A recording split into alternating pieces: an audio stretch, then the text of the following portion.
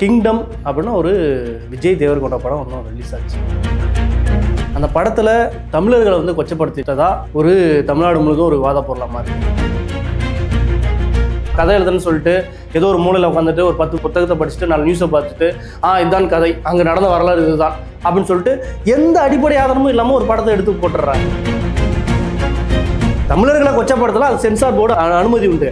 ஆனால் தமிழர்களுக்கு அங்கே உண்மையாக நடந்து என்னன்னு கேட்டால் சென்சார் போர்டு அனுமதி கிடையாது. சென்னையில் இருக்கிற முக்கியமான திரையரங்குகளில் போயிட்டு ஆர்ப்பாட்டம் பண்ணுறது, தன்னோட கட்சி கொடிகளை எடுத்துகிட்டு போயிட்டு திரையரங்குகளுக்குள்ளே வந்து படம் ஓடக்கூடாது அப்படின்ற மாதிரி ஆர்ப்பாட்டம்.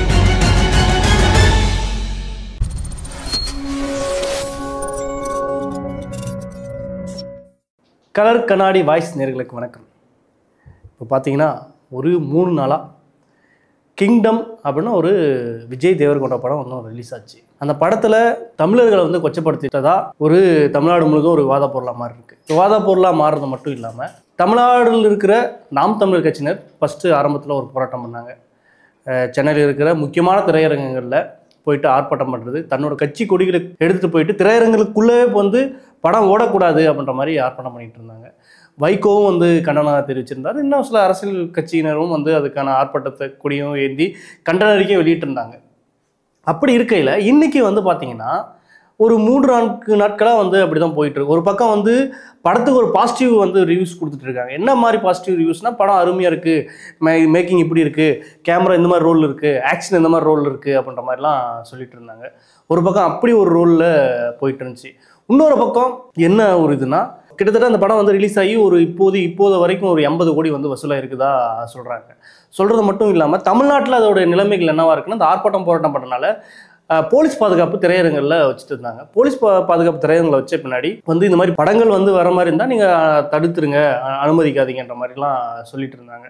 இன்றைக்கி சேலத்தில் வந்து ஏஆர்எஸ் மல்டிப்ளெக்ஸ் அப்படின்ற ஒரு தேட்டரில் இன்றைக்கும் அதே மாதிரி தான் போயிட்டு ஆர்ப்பாட்டம் பண்ணி அதை தடுங்க அப்படின்ற மாதிரிலாம் சொல்லியிருக்காங்க.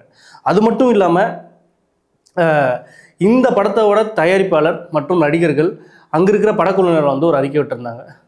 உங்களை நாங்கள் திட்டமிட்டோ எந்த ஒரு புண்படுத்துகிற மாதிரி காட்சி நாங்கள் வைக்கல, அப்படி வச்சுருந்தா மன்னிச்சுக்கோங்க அப்படின்ற மாதிரி ஒரு கடிதத்தை வெளியிட்டிருந்தாங்க.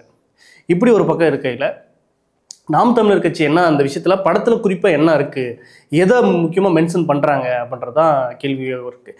ஏன்னா கதாநாயகன் வந்து இங்கேருந்து வந்து இலங்கைக்கு போய் அவங்க அண்ணனை காப்பாற்றுற ஒரு ஸ்டேட்மெண்ட்டாக போகிறாரு. அங்கே போகும்போது அங்கே இருக்கிற மலையக தமிழர்கள் வந்து இங்கே சிங்களர்களை வந்து கொச்சைப்படுத்துறதாகவும் அப்படின்ற மாதிரி ஒரு மலையக தமிழர்கள் வந்து கொச்சைப்படுத்து ஒரு ஒரு ஒரு நெகட்டிவ் ஷேடில் காட்டியிருக்குதா சொல்கிறாங்க. இப்போ மலையக தமிழர்கள் யார், ஏன் இந்த விஷயத்தை எடுத்த உடனே ஏன் தமிழர்கள் இங்கே இருக்கிற நாம் தமிழர்களாக இருக்கட்டும் மற்றவர்களாக ஏன் கொந்தளிக்கணும் அப்படின்ற ஒரு கேள்வி இருக்குது. மலையக தமிழர்கள்ன்றவங்க கிட்டத்தட்ட பிரிட்டிஷ் பீரியடில் அங்கே வந்து தேயிலை தோட்ட தொழிலாளர்களாக போயிட்டு அங்கே வந்து அனுமதிக்க போகிறாங்க. அங்கே வந்து அங்கேயே வந்து குறிப்பிட்ட அளவில் அங்கேயே ஸ்டேவும் பண்ணிடுறாங்க, அங்கேயே பூர்வீக குடிகளாகவும் மாறிடுறாங்க அப்படின்ற ஒரு வாதம் இருக்குது. அப்படி இருக்கையில் மலையக தமிழர்களை வந்து ஒரு தீவிரவாதிகளாகவும் ஒரு நெகட்டிவ் ரோலாகவும் இந்த படத்தில் வந்து காட்டியிருக்கிறதா சொல்கிறாங்க.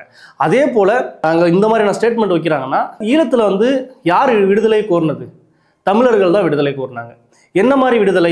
எங்களுக்குன்னு தனி உரிமை வேணும், எங்களுக்குன்னு தனி இடஒதுக்கீடு வேணும், எங்களுக்கு இருந்து அரசளவில் வந்து மொழியிலிருந்து எல்லாமே எங்களுக்கு சரிபாதியாக எங்களுக்கான உரிமை வேணும் அப்படின்றது தான் கிட்டத்தட்ட ஒரு 30-40 ஆண்டுகளாக போராட்டம் இருந்துச்சு. ஆனால் அந்த இடத்துல அந்த போர் வந்து தோத்தாங்க. தோத்ததுலேருந்து முள்ளிவாய்க்கால் அப்படின்ற பகுதியில் கிட்டத்தட்ட பல ஆயிரம் பேர் வந்து இறந்ததாகவும் புள்ளிவரம் சொல்கிறாங்க. அதன் ஊடாவே வந்து பிரபாகரனையும் கொன்று குவித்தாங்க, அவங்களோட பிள்ளைகள் குடும்பங்கள் அத்தனை வந்து கொன்று குவித்தாங்க. அப்புறம் வந்து கிட்டத்தட்ட 2008க்கு அப்புறம் வந்து நிலைமைகள் மாறிச்சு. அங்கே இருக்கிற ஈழத்தமிழர்கள் வந்து பிரான்ஸ், கனடா, லண்டன் இந்த மாதிரி பல பகுதியில் போய் தஞ்சம் அடைஞ்சாங்க. நம்ம தமிழ்நாட்டிலையும் வந்து அதே போல் இங்கே தஞ்சம் அடைஞ்சு அங்கங்கே முகாமிட்டு இருக்காங்க. இங்கே இன்னமும் அவங்களுக்கான உரிமையும் எதுவுமே கிடைக்கல. ஆனால் இந்த சமயத்தில் அந்த மாதிரியான விவகாரங்களில் கையாளும் போது எப்படி கையாளணும்? இப்போது தமிழ்நாட்டிலே நீங்கள் எடுத்துக்கிட்டீங்கன்னா கன்னத்தில் முத்தமிட்டால் ஒரு படம், அந்த கன்னத்தில் முத்தமிட்டால்ன்ற படத்தில் நாங்கள் போர் விரும்பலை, போர் வந்து யாரும் கேட்கல அப்படின்றாரு. யார்? பிரகாஷ்ராஜ் ஒரு சீனில் சொல்லுவார். என்ன சொல்லலாம், நான் போர் யாரும் விரும்பலை. போர்ன்றது எதுக்கு வரும்? உண்மையிலே ஒரு நாட்டில் போர் எதற்கு வரும்? இப்போ இஸ்ரேல் வந்து பாலஸ்தீன் அடிக்குதுன்னா பாலஸ்தீன மக்கள் என்ன சொல்கிறாங்க? என்னோட உரிமை, என்னோட நாடு, எனக்கான உரிமை, என்னோட உணவு, இது எனக்கு தேவை. ஏன்னா இஸ்ரேலுன்றது அதுக்கு உலகத்தில் அதுக்கு ஒரு நாடே கிடையாது. ஏன்னா நான் சம்மந்தமே நான் டாபிக் போகிறேன்னு நினைக்காதீங்க. ஏன்னா இந்த விஷயத்த இது ரொம்ப முக்கியமான விஷயம். ஏன்னா போர்ன்றது நம்ம புரிஞ்சுக்கிட்டதான் இந்த கிங்டம் மாதிரியான பல படங்கள் தமிழர்களை தொடர்ச்சி கேவலமாக சித்தரிச்சுட்டு வர்றாங்க. ஃபேமிலி சீரீஸாக இருக்கட்டும், இல்லை பல ட்ராமா இருக்குது. அப்படி இதை புரிஞ்சுக்கிட்டாதான் இந்த விஷயத்தையும் புரிஞ்சிக்க முடியும். அப்போ தான் இந்த மாதிரியான படங்கள் வரும்போது நம்மளும் கண்டன குரலாக எழுப்ப முடியும் அப்படின்றது தான் இதாக இருக்குது. அப்படி இது எதிர்த்தா மட்டும்தான் இந்த மாதிரியான படங்கள் வர்றதுக்கான குறைவுகள் இருக்கும். போர்கள் எதிர்க்க வரும்னா எனக்கான உரிமையை வந்து தவிர்க்கிறாங்க, எதிர்த்துக்கு எனக்கு மறுக்கப்படுது, காலங்காலமாக நான் தான் வாழ்கிறேன் அப்படின்னும் போது இஸ்ரேல் வந்து அடக்குறாங்க. நான் வந்து சௌகரியமாக இருக்கிறதுக்கு இஸ்ரேல் வந்து இப்போ பாலஸ்தீனில் அடக்கும் போது இயல்பாக அங்கே மக்கள் கொதித்து எழுகிறாங்க. அமாஸ்ன்ற ஒரு படை வந்து இஸ்ரேல் அட்டாக் பண்ணும்போது இஸ்ரேல் என்ன பண்ணதுன்னா இது காலங்காலமாக இருந்த நாடு நாங்கள் அப்படின்னு சொல்லிட்டு ஒட்டுமொத்த நாடையும் அழிக்கிறேன். ஆனால் ஒட்டுமொத்த உலகமும் ஐநா சபையிலேருந்து இன்னைக்கு வேடிக்கை பார்க்குது. ஒட்டுமொத்த உலகமும் நேற்று சிட்னியில் வந்து அந்த மக்கள் வந்து போராடுறாங்க, அமெரிக்காவில் ஒரு பக்கம் போராடுறாங்க. இந்த போராட்டம் ஜோ பைடனை வீழ்த்தி ட்ரம்ப்பை வர வைக்கிற அளவுக்கு பெரிய ஆர்ப்பாட்டமாக மாறிச்சு. இன்னவரும் அவங்களுக்கு தீர்வே கிடைக்கல. மக்களுக்கு அங்கே இருக்கிற காலகாலமாக இருக்கிற மக்களுக்கு நீ இந்த நாடு இருக்கக்கூடாது, இந்த நாட்டில் இருக்க உனக்கு உரிமையே கிடையாது, நீ யாரா அப்படின்னு சொல்லி அந்த மக்களை அடித்து விரட்டி வெவ்வேறு நாட்டுக்கு அனுப்புறதா இருக்கட்டும், நீ எந்த இடத்துலையும் இருக்கக்கூடாது அப்படின்றதான் அந்த சிங்களரோட கோரிக்கையாக இருக்குது. ஆனால் ஈழத்தில் இருக்கிற மக்கள் தான் பூர்வீக குடிகள். கிட்டத்தட்ட ராஜராஜ சோழன் ஆண்ட பீரியட்லேருந்தே அந்த மக்கள் அங்கே வாழ்கிறதா சொல்கிறாங்க. அப்படி இருக்கையில் இனிமேல் நீங்கள் இருக்காது அப்படின்னு ஒரு போர் தொடுக்கும் போது இவங்களுக்கு எதிராக வந்து ஆயத்தறிக்கிறாங்க.